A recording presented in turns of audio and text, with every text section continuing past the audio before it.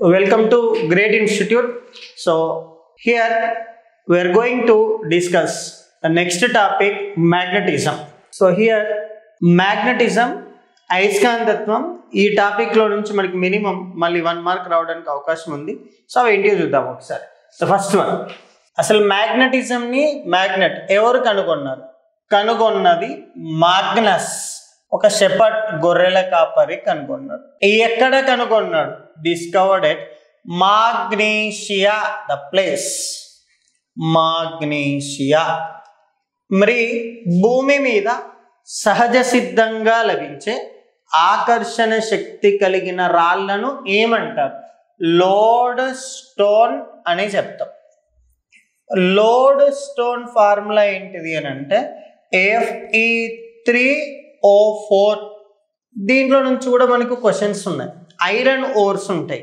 Iron ఓర్స్ ఎవరెవరు అని అంటే ఒకటేమో సెడరైట్ ఉంటుంది, FeCO3. ఇంకోటేమో హెమటైట్ ఉంటుంది, Fe2O3. దీన్ని మనం ఫెర్రిక్ ఆక్సైడ్ అని కూడా అంటాం, తుప్పు రస్ట్ అని కూడా అంటాం. ఇదే అమ్మ వేసుకునే గాజులకి పసుపు రంగు రావడానికి కూడా కారణము ఫెర్రిక్ ఆక్సైడే పూతగా పూస్తారు. ఇంకా మనకి టేప్ రికార్డర్లో ఉన్న టేపు మీద కూడా పూతగా పూయబడేది ఇదే ఫెర్రిక్ ఆక్సైడ్. ఇప్పుడు మనకున్న మాగ్నటైట్ Fe3O4, ఇది మాగ్నటైట్ అంటాం, Fe3O4. సో ఈ 4 మనకి ఫార్ములాస్ ఇవ్వకుండా సిడరైట్, హెమటైట్, మాగ్నటైట్. మాగ్నసైట్ వేరు, మళ్ళీ మాగ్నటైట్. సో వీటిల్లో మూడిటికి సంబంధించి వాటికి ఉన్న ఐరన్ పర్సంటేజ్ని బట్టి ఆరోహణ క్రమంలో లేదా అవరోహణ క్రమంలో అమర్చమని అడుగుతాడు. సో అట్లాంటప్పుడు ఐరన్ తక్కువ ఉంది, ఇక్కడ 2 ఉన్నాయి. ఐరన్ కొంచెం పర్సంటేజ్ ఎక్కువ, మాగ్నటైట్లో ఐరన్ పర్సంటేజ్ ఎక్కువ. అవరోహణ క్రమం అడిగింది అనుకోండి, డిసెండింగ్ ఆర్డర్ అడిగింది అనుకోండి, మాగ్నటైట్, తర్వాత వచ్చేసి హెమటైట్, తర్వాత సెడరైట్. ఆరోహణ క్రమం అసెండింగ్ ఆర్డర్ అడిగినట్టు తక్కువ నుంచి ఎక్కువ, సెడరైట్, హెమటైట్, మాగ్నటైట్. గుర్తుపెట్టుకోండి, ఓవర్ ఎలిమెంట్స్ని ఎక్స్ట్రాక్ట్ చేసే దాంట్లో నుంచి కూడా మనకి క్వశ్చన్ ఉంది. ఇది లోడ్ స్టోన్లో నుంచి వచ్చింది, రైట్. సో ఇక్కడ మనకి ఐరన్ ఓవర్ ఎలిమెంట్స్ అయితే సెడరైట్, మాగ్నటైట్ అండ్ దెన్ ఇక్కడ హెమటైట్.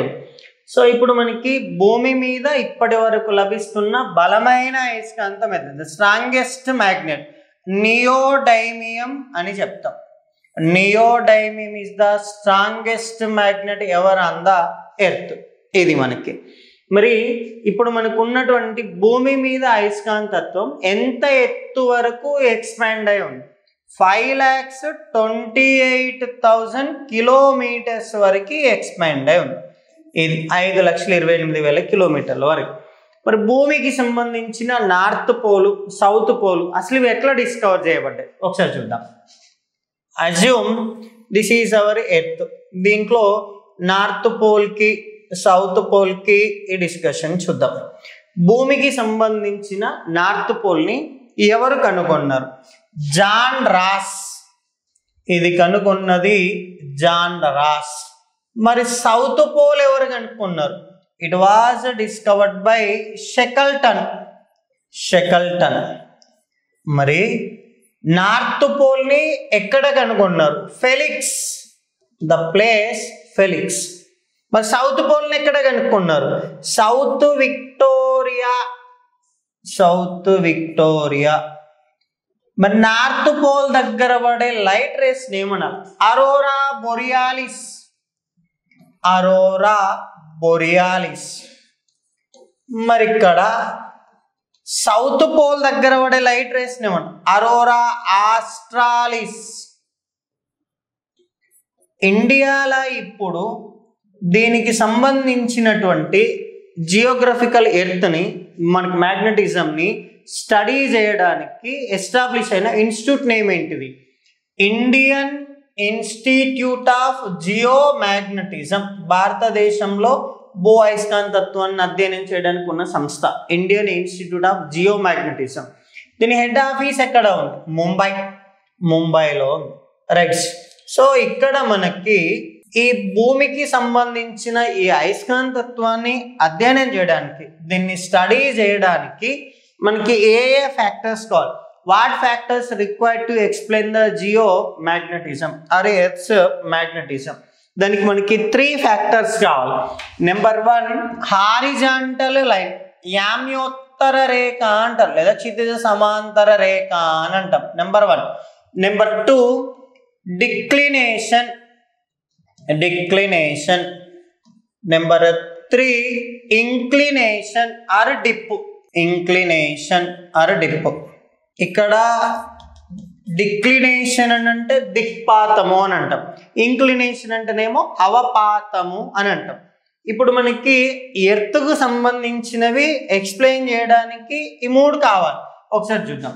ఎర్త్ని మనం ఇట్లా ఫస్ట్ ఇట్లా ఉంది అని అనుకుందాం, ఒక క్యూబ్ లాగా ఇట్లా డ్రా చేసి పెట్టుకుందాం. దీంట్లో ఇప్పుడు మనము ఈ 3 ఫ్యాక్టర్స్ని రిప్రజెంట్ చేయాలి. చూద్దాం. ద ఫస్ట్ వన్, ఎర్త్స్ మ్యాగ్నెటిజంకి ఇది అనుకుంటే దీనికి ప్యారలల్గా ఉన్నది. సో దీన్ని ఏమంటారు అంటే ట్రూ నార్త్ అని చెప్తాం. This is calling as true north. ఇది నిజ ఉత్తర ధ్రువము అని చెప్తాం. ఇది నెంబర్ 1. అయితే దీన్ని మనము 2 ఫ్యాక్టర్స్గా రిజంబుల్ చేద్దాం. ఒకటి హారిజాంటల్, ఒకటి వర్టికల్. ఈ హారిజాంటల్ ఉన్నదాన్నే మనం ఇక్కడ ఏమని చెప్పినాము అంటే హెచ్ తోటి రిప్రజెంట్ చేసినాం. This is our H, horizontal line. Okay. Vertical means this is our vertical V. Okay. ఇప్పుడు టోటల్ ఎర్త్కున్న మ్యాగ్నెటిజం టోటల్ ఇంటెన్సిటీ ఇగో ఇటువైపు ఉందని రిప్రజెంట్ చేస్తాం. This is our representation of total intensity of earth's magnetism representing with I.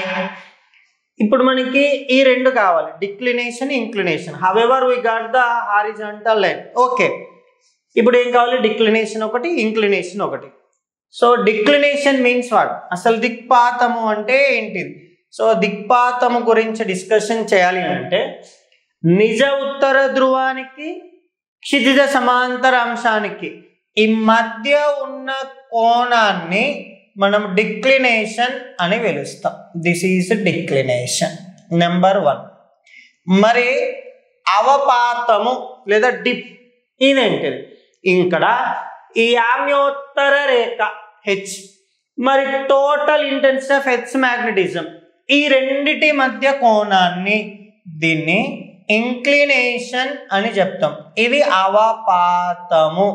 బాగా గుర్తుపెట్టుకోండి, ఎగ్జామ్లు అడిగే ఇట్లాంటి డెఫినేషన్సే. దిక్పాతము అంటేనేమో ఇది క్షితిజ సమాంతర అంశానికి నిజ ఉత్తర ధ్రువంతో చేసే కోణం. మరి క్షితిజ సమాంతర అంశం లేదా యామ్యోత్తర రేఖ, ఇది horizontal line, nothing but. So దానికి ఉన్న టోటల్ ఇంటెన్సిటీ ఆఫ్ ఎర్త్ మ్యాగ్నెటిజంకి ఉన్న యాంగిల్ ఏమనాలి అంటే ఇంక్లినేషన్ అన్న. ఇప్పుడు మనకి ఇక్కడ దీంట్లో నుంచి క్వశ్చన్స్ వస్తాను. మరి ఒకే దిక్పాతం కలిగిన ప్రాంతాలను కలిపే రేఖలను ఏమనాలి అంటాడు? ఐసోగోనిక్ లైన్స్. గుర్తుపెట్టుకోండి. ఒకవేళ మరి ఒకే అవపాతం కలిగిన ప్రాంతాలను కలిపే రేఖలు ఏమన్నా ఐసోక్లినిక్ లైన్స్ అంటారు. ఎగ్జామ్లో అడిగేవి ఇవే. So the line joining of the same inclination places isoclinic, the line joining of the same declination places అది ఐసోగోనిక్ లైన్స్. మరి ఇక్కడున్న పటం నుంచి మనకి ఒక perpendicular triangle, nothing but right angle triangle కనిపిస్తుంది. ఐహెచ్వి తోటి ఒక రైట్ యాంగిల్ ట్రయాంగిల్ కనిపిస్తుంది. దాని నుంచి మళ్ళీ మనకు ఒక కొత్త రిలేషన్. సరే ఇక్కడ చూస్తే దిస్ ఈజ్ హైపోటెనస్ ఐ, ఒక కర్ణము ఐ, దాంట్లో ఒకటి పర్పెండిక్యులర్ ఉంది, ఇంకోటి ఏమో హెచ్ అనుకోండి. ఇప్పుడు మనం ఏం చేస్తాం? Some of the square of the 2 sides is equals to square of the hypotenuse. Nothing but I square is equals to H square plus V square. ఎగ్జామ్లో ఈ రిలేషన్ కూడా అడిగాను. కింద ఇచ్చిన వాటిలో ఐ హెచ్ కామా వీళ్ళ మధ్య సంబంధాన్ని సూచించే సరైన సమీకరణాన్ని గుర్తించండి అన్నాడు. I square equals to H square plus V square. ఇక్కడ అవపాతము అన్నాం. దీన్ని కొలవడానికి అవపాత సూచి ఉపయోగిస్తాం. ఇది భూమధ్య రేఖ దగ్గర ఎట్ ద ఈక్వేటర్ అయితేనేమో 0 degrees చూపిస్తుంది, అట్లాగే ఎట్ ద పోల్స్ అయితేనేమో ఇట్ రిప్రజెంట్స్ 90 degrees. ధ్రువాల దగ్గర 90 డిగ్రీల విలువ చూపిస్తుంది, భూమధ్య రేఖ దగ్గర అయితే 0 డిగ్రీ వాల్యూ చూపిస్తుంది. ఇది మనకున్న ఎర్త్కు సంబంధించినటువంటి మ్యాగ్నెటిజంని స్టడీ చేయడానికి కావాల్సిన ఫిజికల్ ఫ్యాక్టర్స్ దీస్ 3. ఇప్పుడు అసలు మనకి అయస్కాంతాలు ఎన్ని రకాలు ఉన్నాయి? టక్మన్ అందరు చెప్పే ఆన్సర్ ఏంటిది అని అంటే how many types of magnets అనగానే 3 అని చెప్తాం, dia, para, ferro. It's not correct. What I'm asking, listen carefully, magnetic types అన్ని అని అన్నాం. ఇక్కడ మనం ఏం చెప్తాం? నెంబర్ 1 బార్ మ్యాగ్నెట్ అనే చెప్తాం, దండయస్కాంతము ఒకటి. సో ఇది మనకి ఈ షేప్లో ఉంది, నెంబర్ 1. నెంబర్ 2 ఇంకోటి హార్స్ షూ మ్యాగ్నెట్ అని చెప్తాం, గుర్రపు నాడ అయస్కాంతము. మనం ఈ ఎద్దుకి కూడా కాళ్ళకి నాడలు కొడతాం. ఇప్పుడంటే ఎడ్లు ఉన్నాయి, అప్పుడు బాగా గుర్రాలు ఉన్నాయి కాబట్టి వాళ్ళు అట్లా చెప్పుకున్నారు.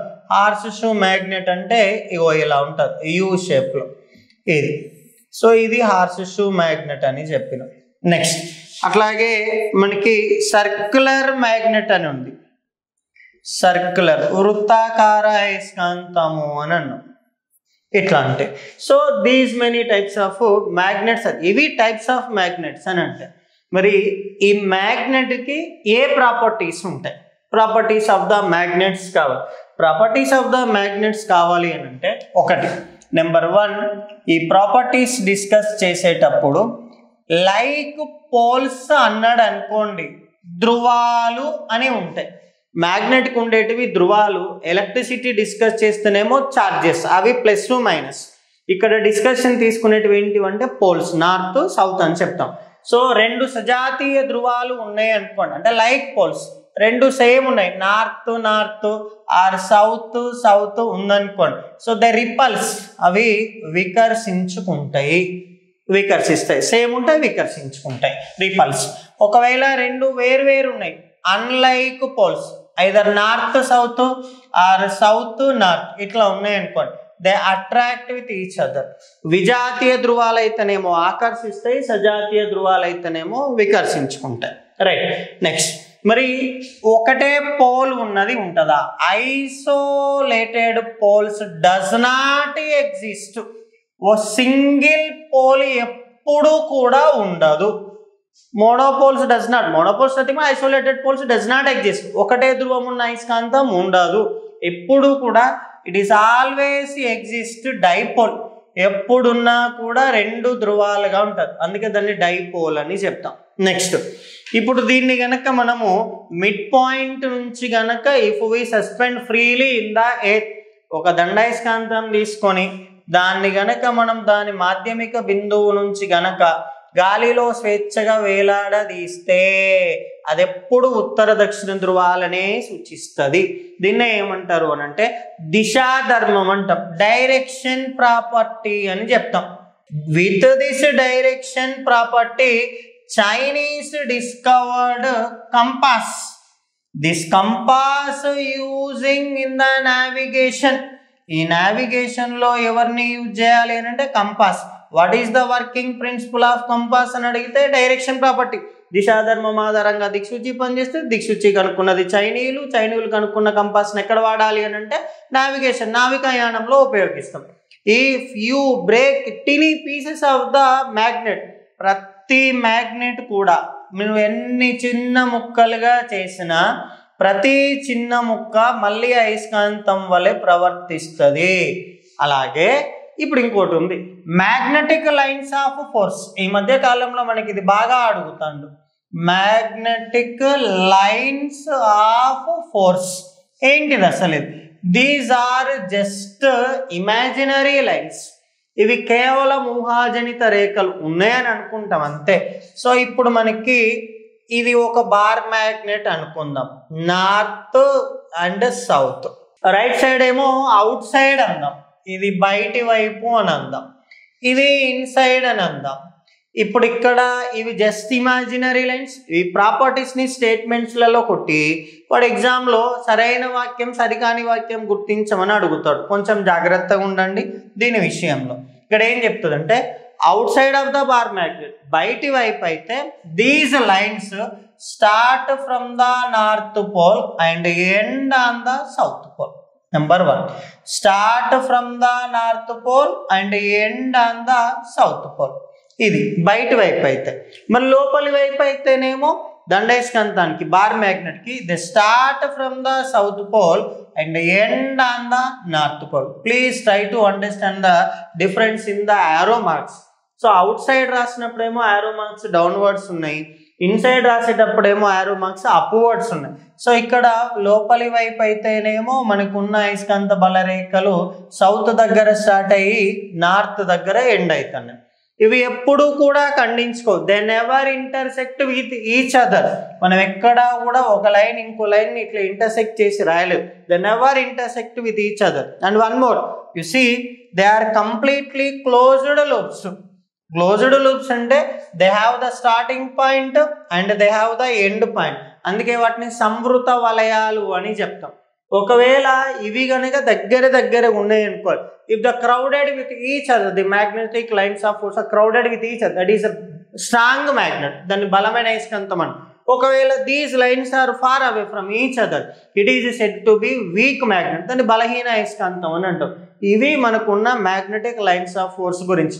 ఇందులో ఏవైనా 4 స్టేట్మెంట్లు ఇచ్చి ఇందులో సరికాని వాక్యం సరైన వాక్యం అని అడుగుతాడు. ఎస్పెషల్లీ అవుట్ సైడ్ అయితేనేమో నార్త్ దగ్గర స్టార్ట్ అయ్యి సౌత్ దగ్గర ఎండ్ అవుతాయి. Inside of the bar magnet అయితే సౌత్ పోల్ దగ్గర స్టార్ట్ అయ్యి నార్త్ పోల్ దగ్గర ఎండ్ అవుతాయి. ఇది గుర్తుపెట్టుకోండి. గ్రేట్ ఇన్స్టిట్యూట్ యాప్ని ప్లే స్టోర్ నుంచి డౌన్లోడ్ చేసుకోండి. ఆల్ ఆర్ఆర్బి ఎగ్జామ్స్కి సంబంధించి అన్ని కోర్సెస్ మీకు యాప్లో అవైలబుల్ ఉన్నాయి. అండ్ బిగ్గెస్ట్ ప్రైస్ డ్రాప్ కూడా ఉంది. సో జస్ట్ 999 రూపీస్కి with deep content explanation and కంటెంట్కి సంబంధించి టెస్ట్ సిరీస్ కూడా రన్ అవుతున్నాయి విత్ ఎక్స్ప్లెనేషన్తో. ఓకే, ఆఫ్లైన్ క్లాసెస్కి ఎవరికైనా కావాలంటే సికింద్రాబాద్ బ్రాంచ్కి వచ్చి ఒకసారి అడ్మిన్ని కాంటాక్ట్ చేయండి.